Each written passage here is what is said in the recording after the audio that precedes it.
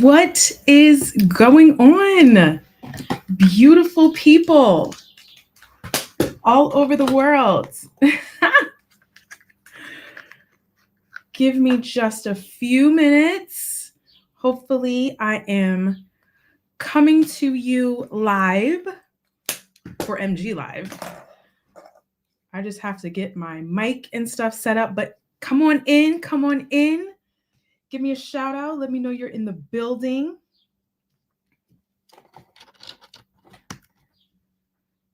Hello, hello, hello. Hopefully you can all hear me. I'm going to put my mic on here. And we're going to get started. I got a good MG Live for you guys today. Okay, so I want to make sure that I am coming in clear to everyone before we start. So just give me a second. I'm going to go on my Facebook page. If you would do me a favor, and if you would just share this stream really quickly. Okay, good. I am live. Live for you guys today. Okay, Facebook page. If you would do me a favor, my replay people, my people who are watching after this has gone live, do me a favor. You know how we do.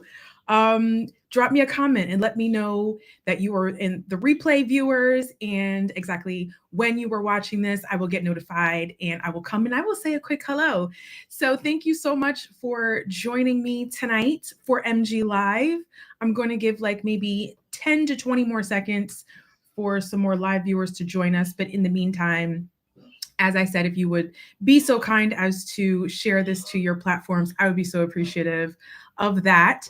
And I never take for granted that people know who I am. So I'm going to just give you a little bit about myself in 30 seconds. My name is Maya, and I am a marketing manager in my 9 to 5. I am also the owner, creator of Empress Design and Graphics, which is my little side hustle for graphic design, marketing, consulting, all of those things. And I'm also the creator of MDG Tees, which stands for Empress Design and Graphics t-shirts. And you can go to mayagateway.com/shop and you can shop all of my apparel. I have women's stuff, I have men's stuff, I have unisex, I've got tees, long sleeves, hoodies, sweatshirts, I've got mugs. I got a little bit of everything for everybody. So go on ahead, check that out. What else am I? I love to write, so I am a blogger, even though I have not written in a few. I am definitely going to get back on the blog train and write a couple of things down. What else do I do? Is that enough? So listen, tonight I'm not going to be before you long, but what we're going to do is we're going to talk about the price of value. The price of value. So if you are here and you're like, oh, I don't have a business, I'm not an entrepreneur, this doesn't really pertain to me, this absolutely 100% pertains to you. I want you to know that whether or not you are, a business owner, whether, whatever the case may be, you are definitely someone who has value because you're alive. And if you're alive, you have something that you are capable of doing, able to do. You have a gift, you have a talent, and all that you need to do is be able to tap into what that is. So I am also, by the way, I'm live on my website. I'm live on YouTube. I'm live on my Facebook page. I am live on Instagram. I finally figured, what's up, Insta? I finally figured it out. So hopefully wherever you are tuning in from, I so appreciate that. I'm going to dive right into this so I'm not long-winded today. I do have my notes. As you guys know, I'm a rambler, but we're not going to ramble tonight because I want to hit these points quick and fast and in a hurry because I want to get this message over to you. So the price of value. Do you know your value? Number one, can we even identify that? Can you communicate your value? Can you articulate what that is? And then after that, can you market it? Like, can you get people to understand? Can you properly convey what your value is? And then can you get people to do what you want them to do with your value, right? Whether that's just treating you nice or whether that's recognizing the skill, service, product, whatever you have to give to that person or audience or marketplace, whatever it is. Can you properly market it? Okay, so of course, you know how we do. I had to look up the meaning of value. And Google says AI on Google. By the way, has anyone noticed that Google now gives you an AI summary when you type in questions or any type of search keywords and things like that? It gives you an AI description in at the top of your search results, which I love that. I find to be extremely helpful because if you're someone like me who has a very short attention span, and I cannot sit there and sift through all of these search results and things like that. Yeah, this is a very helpful feature. By the way, the chat function may be a little bit disabled in some of these platforms just because of the streaming service that I'm using. So apologies there. I'm going to try and figure that out. But if you have a question or anything like that, please email me at mayagatwood@gmail.com, or you can DM me in any of these social media platforms that you are tuning in from. I will definitely get back to you. So please do, if you can use the chat, please make this interactive. But so anyway, I looked up the meaning of value. Value is a multifaceted term encompassing several meanings related to importance, worth, or usefulness. It can refer to monetary worth, which is most of the time what we associate value with, the importance or usefulness of a quality or method, or even the moral principles and beliefs of an individual. So someone's value system, basically. So one thing I want to kind of dive a little bit more into is value as it relates to the usefulness or importance of a quality, so, or a method. So, and that's not to negate the monetary part of it, because as hopefully I'm going to demonstrate, this is going to go hand in hand. So you're going to be able to hopefully make that correlation between the value and the price. So what is the price of value? Well, first, like we said, we have to be able to identify what our value is. Like, do you know what your value is? Are you good at cooking? Like, and nobody can season that dish like you can season it. They don't care if, you know, mama and them, and there's a cook off and there's, 30 mac and cheeses. Your mac and cheese is going to be the one to set it off. You're the one who they asked to make the potato salad at the cookout. Are you somebody who is a great orator? Like, can you just get up there, fly off the cuff? You're a great public speaker. Are you someone who's very encouraging and people come to you to help them out with certain problems? Or, are you basically an unlicensed, not that we want a bunch of unlicensed therapists running around, but are you someone who can really help people with emotional intelligence and someone who gives great advice and wise counsel? Like, what is your value? First, take a second, think about that. Write a couple of things down if you need to help you arrive at what that is. So I'll just do mine, moment of transparency. I think that my value is I am a creative, meaning I'm not just someone who can put pen to paper, but really the creative from the aspect of creativity in all areas. So meaning whether I'm writing, whether I am designing a t-shirt, whether I am marketing something at my 9 to 5, whether I am looking at my office, because now I am very much have this resurgence of reading. And I bought this bookshelf over here, which is blurred out, but I'm trying to even see how can I rearrange my space and so that it's more efficient, so that I can fit some books in here, because I want to actually get physical books. So even looking at space, right? And what is the spatial relationships between things? Creativity in the manner of being even able to see how to put certain things together. Like, people will come to me and they'll have something, in mind, and I'm able to sort of, through listening, active listening, I'm able to say, hey, have you thought about this? Because why? I'm able to pull from different experiences, different resources that I have, and I'm able to sort of bring the idea together. So I like to say that I'm a creative, but you don't have to be like an artist to be a creative person, to be a creative thinker, to be a creative mind, and to come up with creative solutions. I can also come up with solutions that are creative. And so it's not always being creative with my hands, it's also being creative with my mind. It's also being creative with my heart too, in some cases. So that's just a little bit about me being and my value. And I can apply those things to various situations, scenarios, whatever the case may be. So, what is that for you? I'm going to pose that question back to you all. What is your value? I'm actually going to just type that in the chat while you think about it.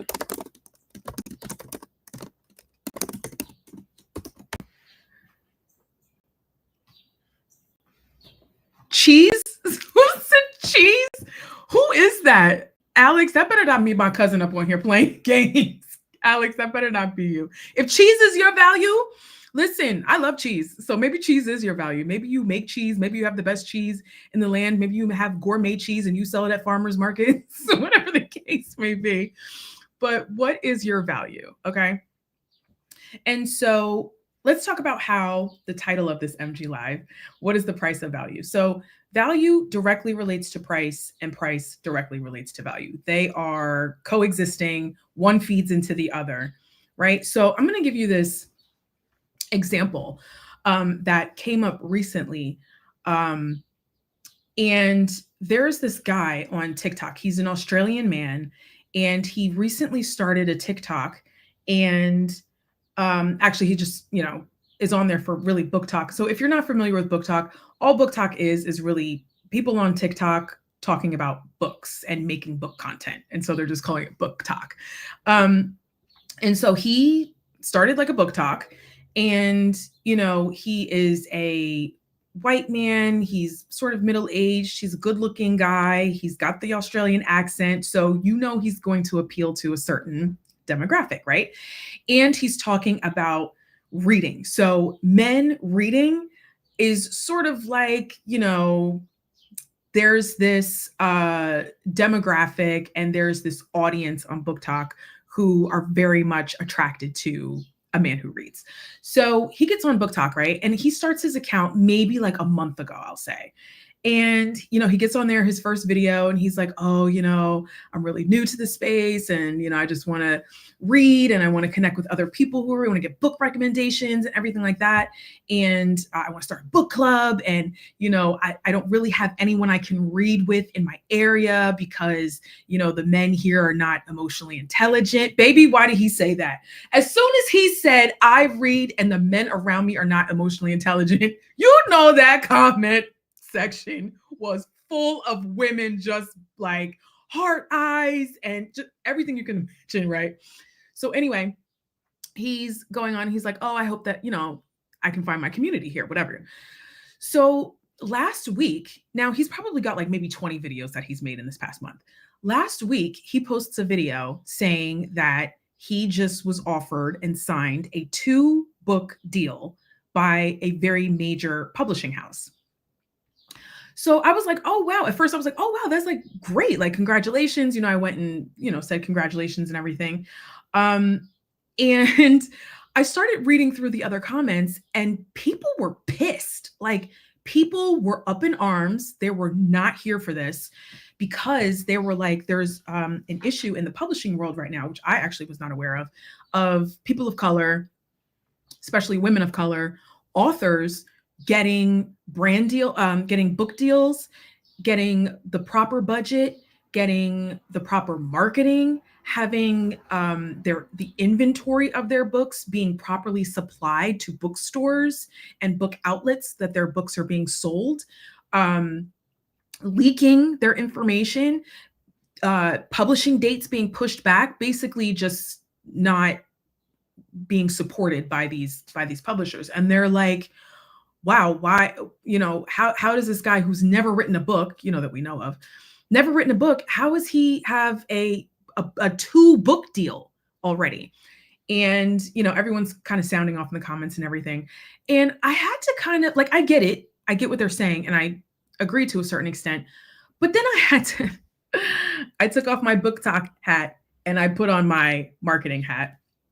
And I said, I'm actually not mad at that from a marketing perspective. And let me tell you why. We're still talking about value. We're still talking about the price of value. Let me demonstrate this for you. Let me help you. So, as the publisher, you would be a fool not to jump all over this influencer because, believe it or not, like it or not, this man is now an influencer. His first video and now his whole account went viral. He started a book club. Like, he is viral right now. I can't even remember his name, but actually, if you probably just go on TikTok and search Australian Book Talk man, he'll come up. So as a publisher, you would be a fool not to capitalize on this influencer and to leverage his audience. So we all know that we're living in the age of the influencer right now. And big brands, I'm talking about Walmart, Coca-Cola, Apple, Google, like the big names to the small boutique names, makeup, skincare lines.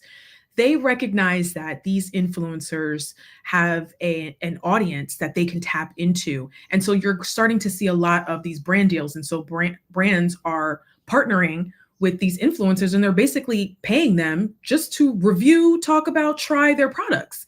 There's no promise by the influencer that they're going to make this brand a certain amount of money. But what the brand realizes is that that influencer has already built the trust with that audience. And that saves the brand from having to build that trust. And so all they have to do is tap into the influencer who's already built that community and built that trust with their audience to say, hey, I'm trying this product. You should try it too. There's going to be a potential that someone in there is going to buy one of their products. So bringing it back to the Book Talk man.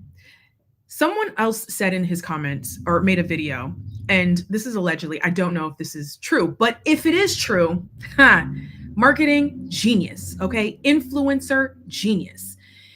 This person said that he had tried prior to, he approached some publishers and he just was not getting picked up. So he was like, I'm going to start a TikTok account and I'm going to talk about books. And not only that, I'm going to talk about the books that everyone else is talking about. So I'm going to hold up the right books that are being read by that certain demographic. Remember the demographic I said who's all up in his comments. And so he's going to appeal to this audience. And if that is true, and he was able to garner his book deal based off of that, kudos to you, sir, for knowing your value. Kudos for knowing your value, because he's like, okay, this avenue is not working, but we know that social media can be toxic, but that social media can also be used for business. It can be used for brands. It can be used for marketing. It can be used for sales. And that's exactly what he's doing and exactly what the publisher's doing. So he knows his value so much to the point that he's like, okay, they don't want to, it doesn't want to line up this way. I'm going to try this avenue, right? This avenue catches on. The publishers are like, we got to get on top of this. He's got the look. He's commercial. He's already got the audience and he's viral, which means people are watching his content, which means you already have people who are going to buy his books. They're going to buy his books. He has not written a word on the page, people. Are you listening to what I'm saying? This man has obtained a book contract, a book deal without writing a word. This is value. He has properly communicated his value to the right audience, and now he's being offered the opportunity related to that value. And so now he's able to, I don't know what the price of the deal is. I would imagine it's a nice price. It's a nice round figure. But so that price he can command now because he knows his value. And because he has not only knows his value and communicated his value, but he's now gotten the people that he wants to recognize his value to do that and give him the price that he wants. So that's just an example of how value is related to price and how price is related to value. So And I'll give you another example. And this one involves me. Transparent moment. I have an MG Live that is talking about The Price is Right. And in that, I gave an example of I had this project with a client, and the client, I had, come up with a package that, I was going to be of these services that I was going to be performing for the client. And I, drew up my quote. I thought about what I was doing, and I kind of come to a fixed number, and then, I would move to an hourly rate based on the number of revisions, things like that. So I submit my proposal to the client, and he calls me and he's like, "Yeah, so is this your hourly rate?" And I was like, "Oh no, that's, for the whole, that's the quote for the whole project. And if it extends beyond this amount of hours, then, we can talk about, an hourly rate." And he was like, "Oh, I thought this was your hourly rate." He was like, "Yeah, no, this is too low." Say what now? "Yeah, this is too low." He was like, "Okay, listen, uh, how's this number right here?" Y'all, when I tell you, first of all, that was a very humbling, borderline embarrassing moment for me, but it was very humbling. And let me tell you, the price that he quoted me was actually within the range of what I originally wanted to quote him. But me being insecure about it, second guessing myself, I had come up with all these excuses. I had come up with all these reasons to justify lowering my price. I knew what the value of what I was offering was, but I just was not confident in communicating that price because I had not yet communicated the value of what I was providing.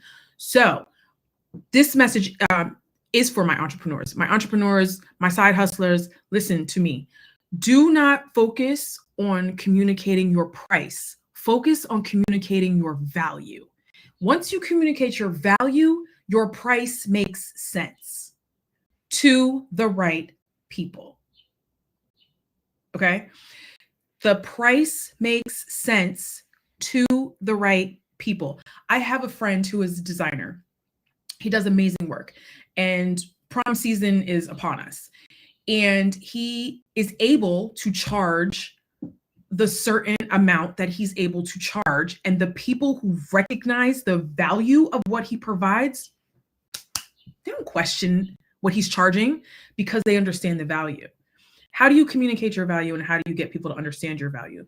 Testimonials. Get somebody to tell somebody else what you did and how you did a great job. Make it clear. Don't waver, and 1 minute it's this, 1 minute it's that. No, make it very crystal clear on what the person is getting so that you can manage that expectation. Whether it's maybe you need to set different tiered packages or something like that so that people can understand, oh, this is like I have various logo packages, for example. You want 3, 4, and 5 logos with 10 revisions, it's going to cost you this much.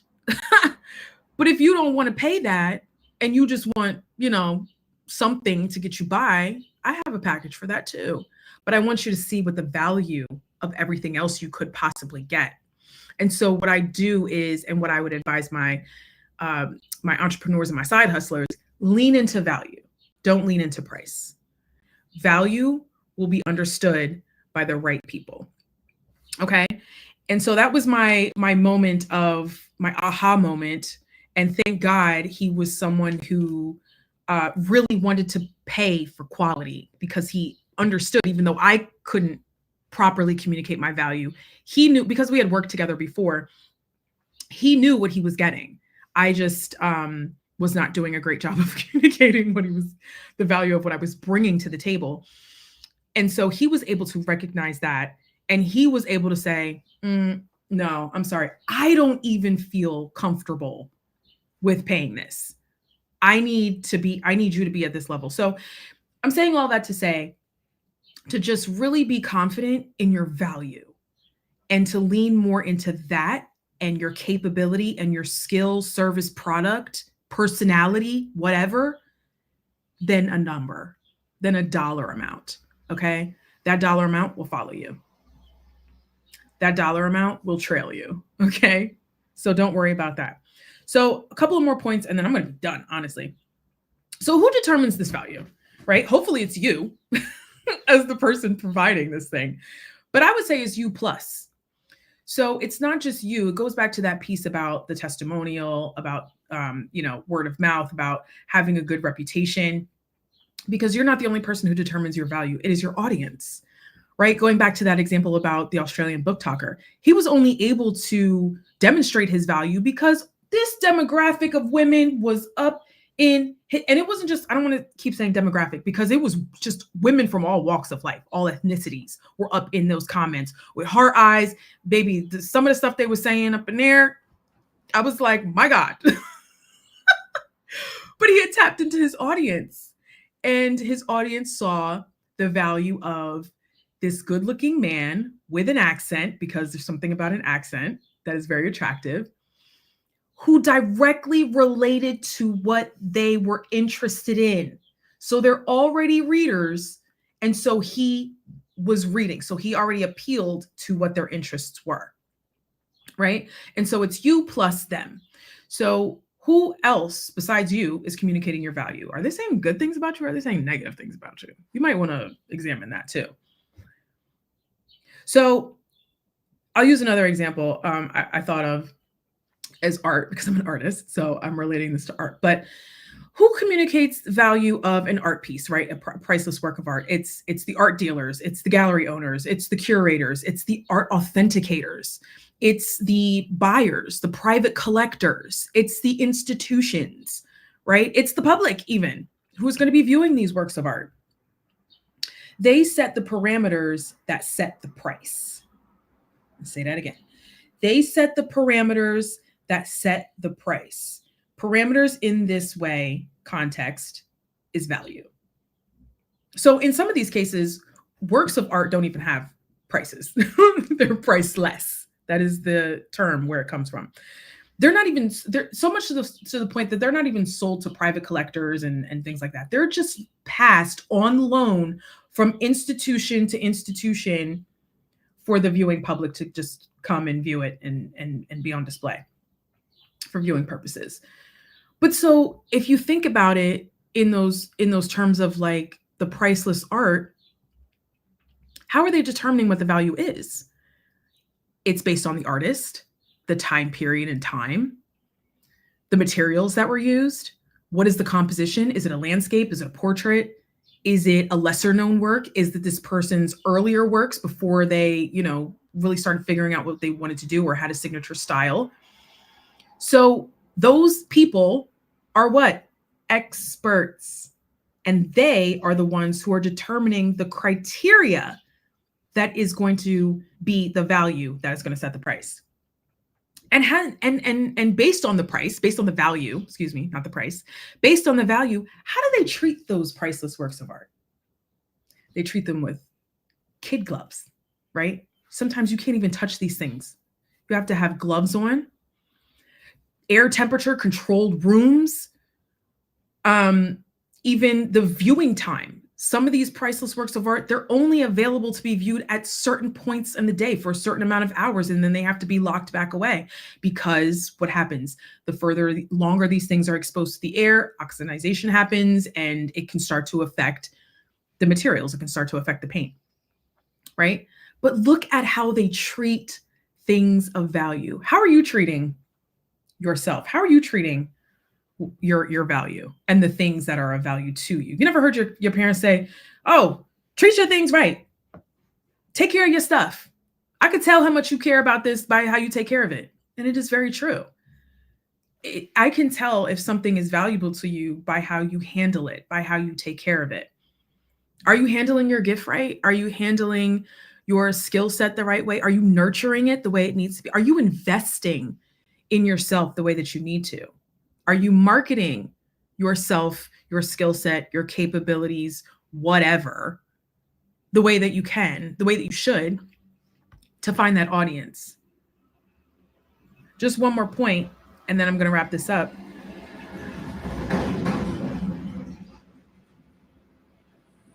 I think that was my last point.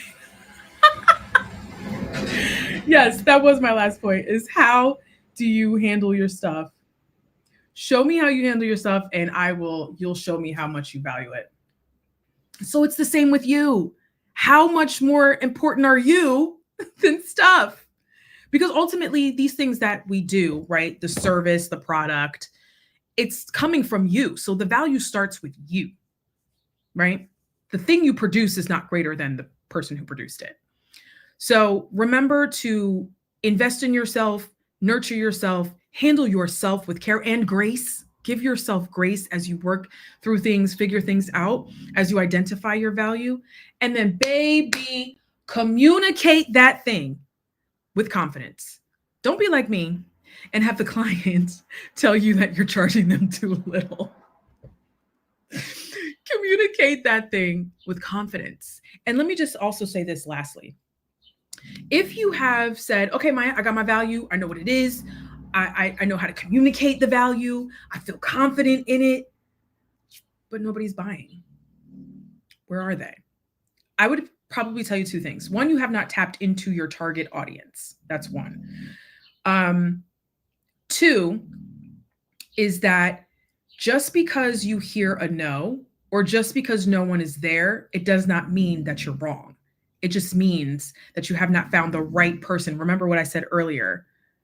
That price will be right to the right person and the right audience. So even if you get 10 no's, I'm sorry, that's too expensive. Oh, she charged a lot. Oh, I don't know about that. I couldn't. I'll take it back to my hair. There's a lot of people who want to get Sisterlocks, and then they hear that Sisterlock price, baby, that installation price. And it does give you sticker shock. I'm not going to lie. But then you have to think about, this person is installing, in my case, 36 hours, 12 hours a day over 3 days. And what sets Sisterlocks apart is the grid. So your parts, those parts have to be perfect. They have to be precise. You have to be a licensed Sisterlock consultant to even be listed on the website, the Sisterlock website. And Sisterlock is trademarked. And so you start to break things down, even the convenience of it. Because I know people who do their own reties. Baby, let me tell you, I tried it one time. I will never do it again if I can help it. There is a specialization that that person has that me, I don't have a problem paying for it. I don't have a problem paying for it because I know that it's going to be done by what? An expert. Remember, that person who's setting the value, those art dealers, those collectors, those, right? So don't be discouraged by the person who says no the first time, the second time, the fifth time, the 10th time, the 20th. You stay consistent. You stay strong in your value and your confidence, and the right person is going to recognize it and say, yes, that makes total sense. Okay. So that's really all I have for you guys. Just understanding how value relates to price. They are related, but I would say lean into value and not dollar signs. Lean into what is the value, the benefit that the other person you're trying to help, service, is going to receive from this versus how much you want them to give you. Because I don't have a problem paying for quality. I don't have a problem paying for quality. Okay. So if you've properly communicated to me what that quality is and the value and the benefit and all of those great things that I'm going to be receiving, it's hard to argue with that. Okay. So that's kind of all I have for you. Thank you so much for tuning in with me. This was, oh God, I always go over my time. I was really just trying to do like 20 minutes really quickly, but I really appreciate you because you don't have to take time out of your day to tune in with me. And you did that. And I so appreciate you. And I love each and every one of you. And if you would please do me that favor of sharing this live so that we can get this out to as many eyeballs as possible, I would so appreciate that. And you guys did not think I was going to let you get by with May closing without giving you a little thought. So I hope that this is something that was helpful for you. And remember, lean into value, not dollars. Okay. I will see you guys on the next video. Thank you so much. Bye.